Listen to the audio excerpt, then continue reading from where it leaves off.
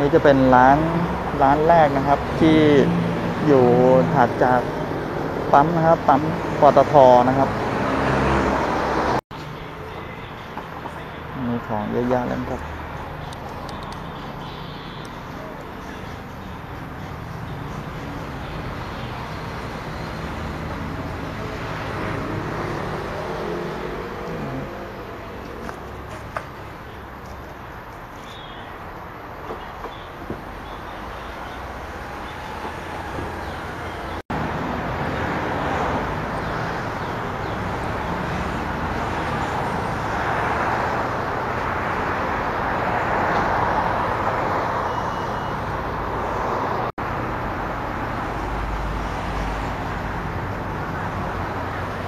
ก็ส่วนมากก็จะเป็นพวกอาหารทะเลนะครับ เป็นปลาเค็มนะครับขนมของฝากนะครับก็จะเป็นพวกหมึกนะฮะ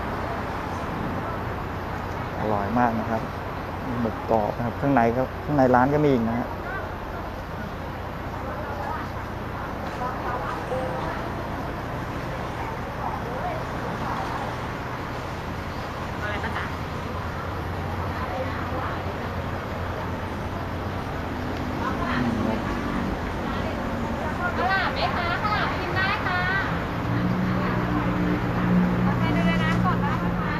อันนี้เป็นหอยดองนะครับ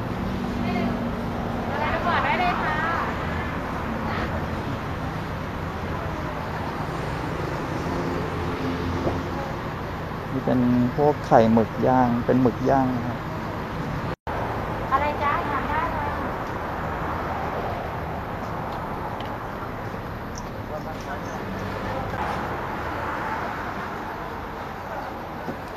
ขนมหม้อแกงนะครับมาตลาดหนองมนก็จะมีขนมหม้อแกงขายแทบทุกร้านนะครับแล้วก็เป็นพวกหอยดองนะครับปลาเค็มปลาแห้งนะครับกุ้งแห้งหมึกหวาน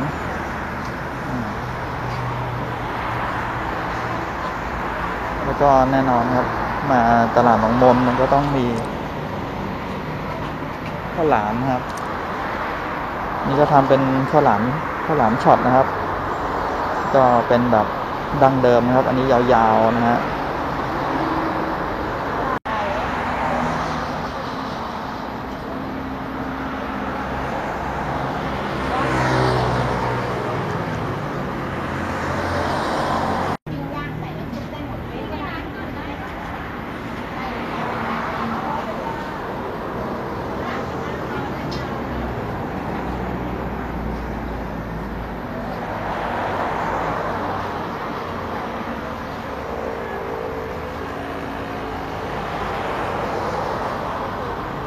อันนี้เป็นหอยจ้อนะครับ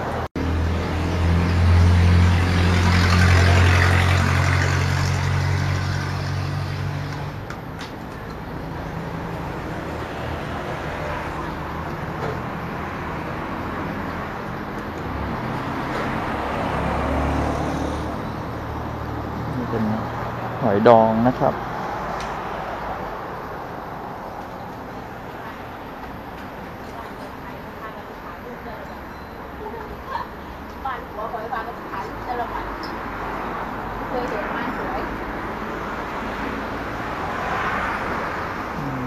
ร้านใหญ่นะครับ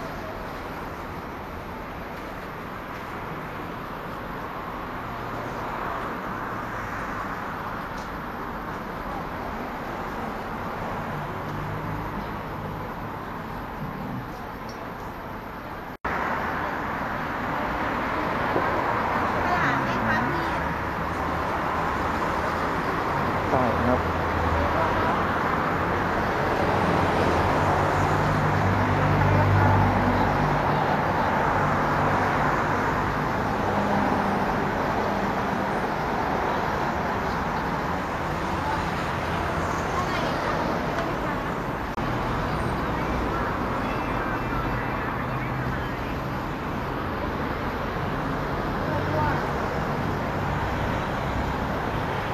แล้วก็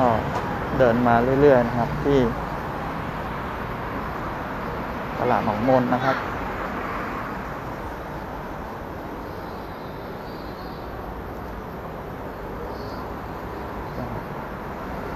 ของขายเทียบเลยนะครับวันนี้วันที่1 มิถุนายนนะครับ เป็นวันที่เขาผ่อนคลายเฟส 3นะครับ วันแรกนะครับ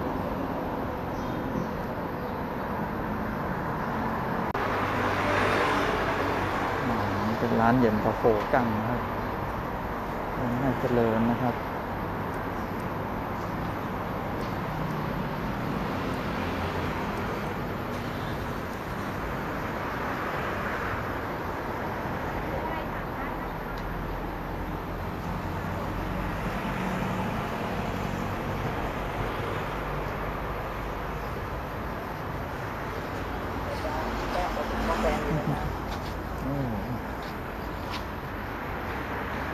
นี่เป็น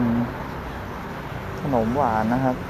ขนมหม้อแกงทองหยิบทองหยอดเม็ดขนุนฝอยทองเต็มไปหมดเลยนะครับเราเดินมาเรื่อยๆจนถึงตรงสะพานลอยแล้วครับเดี๋ยวถ้าเลยตรงนี้ออกไปอีกหน่อยหนึ่งก็จะเป็นแยกที่เลี้ยวซ้ายก็เข้าไปที่บางแสนแล้วนะฮะหาดบางแสนนะครับสะพานลอยตรงนี้ก็จะเป็นที่จะมีรถทัวร์นะครับรถทัวร์รถตู้นะครับ ก็จะมาจอดตรงนี้นะครับใครที่จะมาเที่ยวตลาดหนองมนนะครับหรือว่ามาบางแสนนะครับมาเที่ยวบางแสนนะครับก็ส่วนใหญ่แล้วก็จะมาลงตรงนี้นะครับ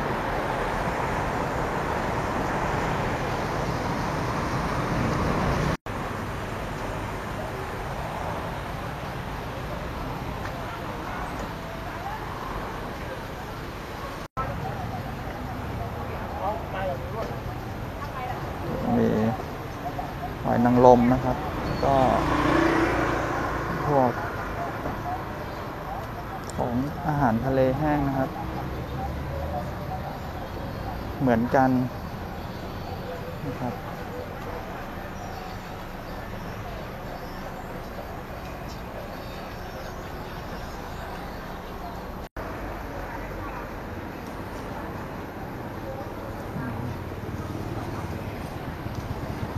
กุ้งแห้งตัวใหญ่ๆเลยนะครับ